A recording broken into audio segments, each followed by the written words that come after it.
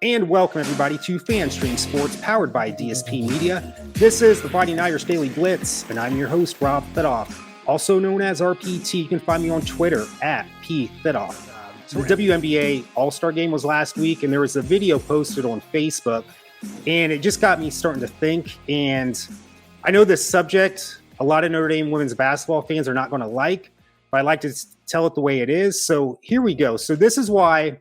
Here's the subject why I think Notre Dame women's basketball will not win a title in the 2023-2024 upcoming season, and possibly beyond unless something happens with their recruiting. So let me just take a step back.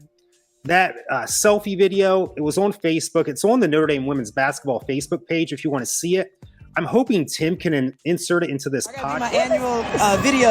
Tell the recruits where to go. We got 3 All-Stars. Already know where to go. We got a Notre Dame MVP All-Star Jewel. We got Jackie a starter. First of all, we're all 3 starters. Let's start there. Let's we be all clear. 3 killing.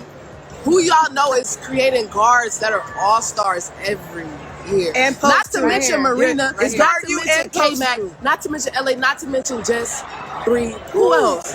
Ace. I don't even know. Everybody. Let's go. Go Notre Dame. Go Notre Dame.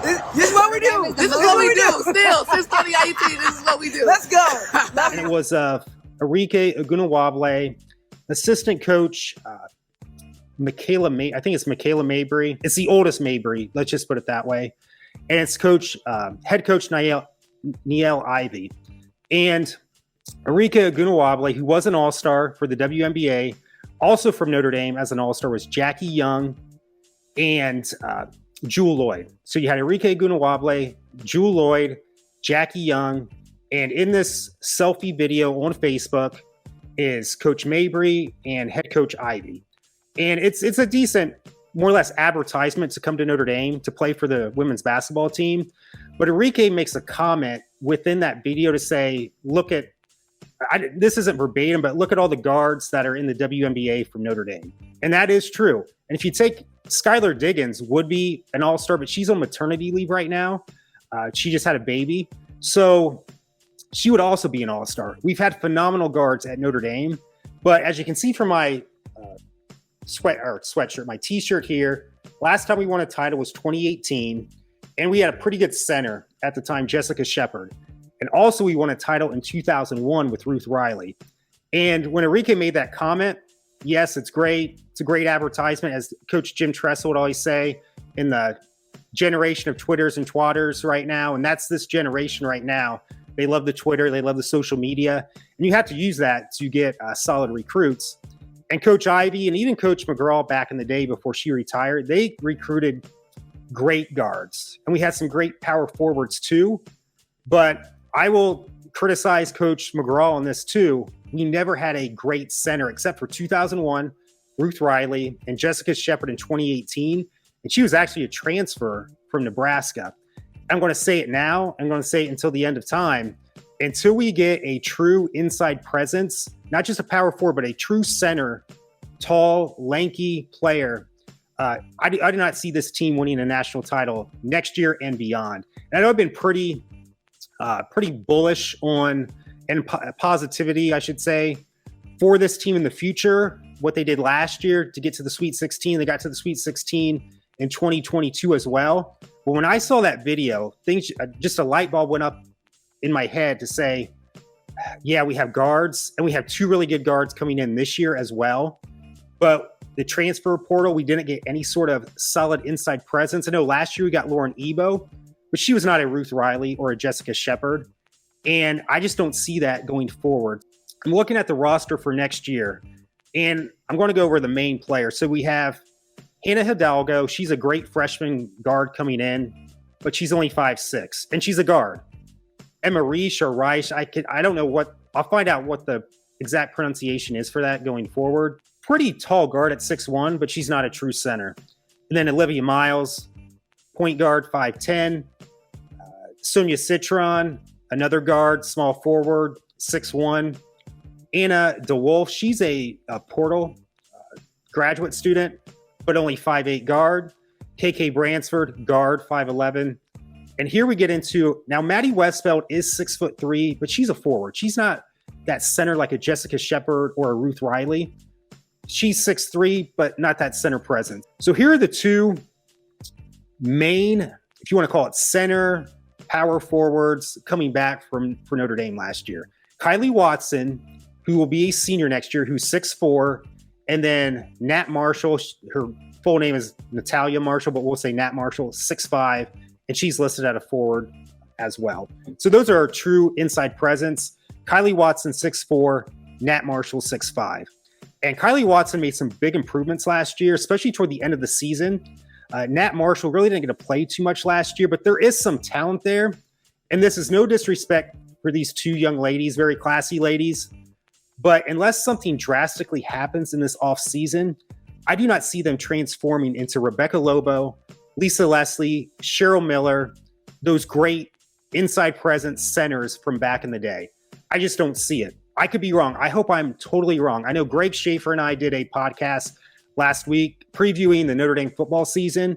We said 10-2 with a New Year's Six bowl. A lot of fans don't want to hear that. But if we're wrong, we hope we are wrong, and they go 12-0, 11-1, go to the playoffs, win a playoff game, or win a national title.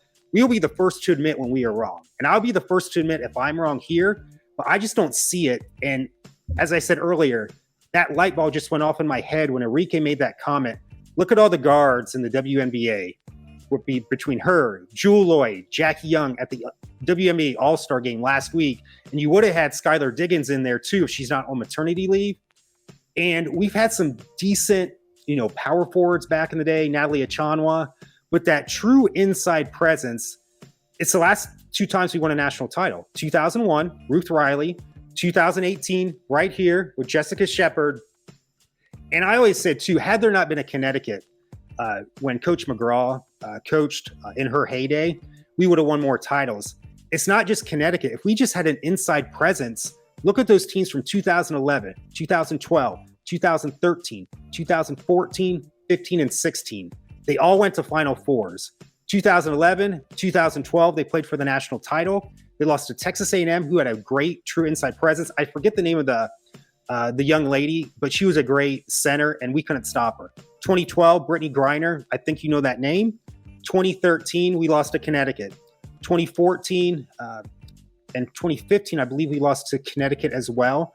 But and it was Connecticut, it is what it is. However, I think if we had a great center, maybe 2 or 3 national titles. When Enrique made that comment, this light bulb just went off in my head. And I'm like, it's just not Connecticut. It's because of this. And I've said this before too, but this is really just resonating with me in the past week. We need that inside presence. If we don't have it, I think, yes, we could go to a Final Four next year, an Elite Eight, maybe go to the national title if there's an upset with the team that's got a great center, but they get upset and we just take advantage of that opportunity and get into the title game or get into the Final Four. But we will not win a national title until we get that true inside presence in the 2023-2024 season or beyond. I want to do a pop culture reference with this subject as well. I just saw Oppenheimer the other night from the great filmmaker Christopher Nolan. I think he's one of the great filmmakers out there. His Batman trilogy or Dark Knight trilogy with Batman Begins, Dark Knight, The Dark Knight Returns from 2005, 2008, and 2012. Greatest comic book adaptation ever, in my opinion. But his other movies, especially after The Dark Knight, to me have shit the bed. The movies have been well shot. The sound quality is spectacular. He doesn't really do much with special effects, but just that cinematic presence. And he's got great actors as well. The movies after Interstellar was okay. Dunkirk sucked to me. Inception sucked. I know his earlier films, Insomnia, was okay. And then right after The Dark Knight, The Prestige. That's the one with Hugh Jackman, and Christian Bale is in that as well. But Prestige was pretty decent. Christopher Nolan, he's got the great actors. He has a lot of this great sound while they're having the dialogue scene. But I just think the dialogue scene probably isn't as good as it is, but he's masking it with this great sound. But I just think he uses that sound and cinematic presence to make things better than what they appear to be. And that's the same thing with Notre Dame recruiting so many guards. Yes, that's the sexy, flashy position, and you need that.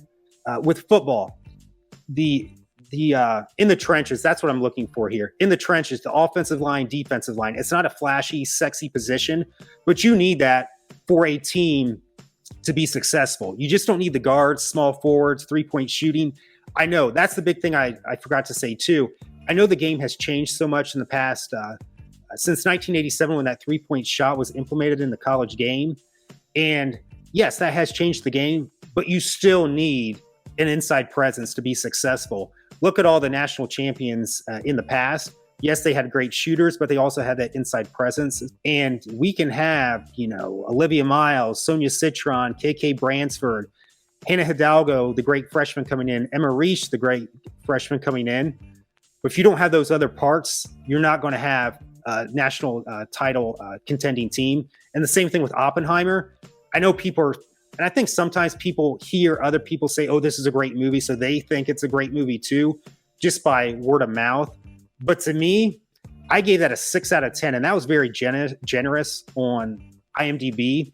Yes, it had great actors, great cinematic essence to it, great sound, but it didn't have the story to me. It didn't tell the story. It had 3 different timelines in there, and we went back and forth and got really confusing. And I think, as with the Notre Dame staff, they need to get that well-rounded team. Christopher Nolan needs to get that well-rounded movie like he had in the Dark Knight series, because Oppenheimer and all those other movies, it's all style over substance is what I'm trying to say here. I know that's not what a lot of people want to hear right now, but we will not win a title in women's basketball until we get that inside presence. And just go to that video on Facebook where Arike is with Coach Ivy, Coach Mabry, and she's saying, look at all the WNBA guards that are in the All-Star game. That's great. Great. They are great players, all 3 of them. Skylar Diggins, great player. And even some of those players that, Kayla McBride, there's so many great players during this era. Just like in that Oppenheimer movie when they were testing the nuclear bomb. I can't say it enough. So that's my pop culture reference with the Oppenheimer. Christopher Nolan and Coach Ivy and staff need to go to dinner together, go bowling together, and just kind of talk together to say, hey, we got all this, flashiness here and there to make our movie solid and our team solid, but we just need that one other thing to get the meat on the bone, the in the trenches type player, and the story for Oppenheimer. Focus more on the story and a better way to tell it, and not just all style over substance. So that's my episode for today, episode 91. My next episode is going to have a pop culture reference in it as well. Chris Tyree, a very talented player on Notre Dame. I do not think they have used him correctly in his first 3 years at Notre Dame. Great athleticism, speed. He was a running back for his first 3 years, but he's only a wide receiver, mostly in the slot this next for the 2023 season. I want to say what he needs to do to have a successful season just for himself individually and for Notre Dame as a program as a whole, for them to be successful, and how that relates to Jason Bateman's career. I know that seems kind of an odd pop culture reference, but there is a connection. How Chris Tyree relates to Jason Bateman's career and how that relates to Notre Dame having success for the 2023 football season. So thank you so much for joining me for episode 91 today. And as always, go Irish.